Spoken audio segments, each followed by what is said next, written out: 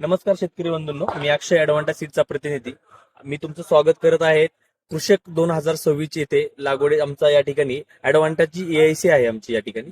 त्यामध्ये आपण एडीव्ही 575 जो आमचा ॲडव्हान्टाचा उन्हाळी टोमॅटोचा वाण आहे, या प्लॉटवरती तुमचा मी स्वागत करतो. तुम्हाला या वाणाबद्दल मी थोडक्यात माहिती सांगतो आणि तुम्हाला या वाणाचं छायाचित्रण तर आमचे साहेब करतायत. तर वाणाचा जर कालावधी पकडला तर 15 नोव्हेंबर पासून तर 15 एप्रिल पर्यंत तुम्ही तुमच्या शेतावरती लागवड करू शकता. या वाणाची खासियत म्हणलं तर ही उष्ण वातावरणातही फळधारणा करण्याची क्षमता या वाणाची आहे. तसेच जर फळाची क्वालिटी बघितली तर जी किपिंग क्वालिटी आहे ती एकदम चांगली असल्यामुळे तुम्ही दूरच्या बाजारपेठेत याला पाठवू शकता.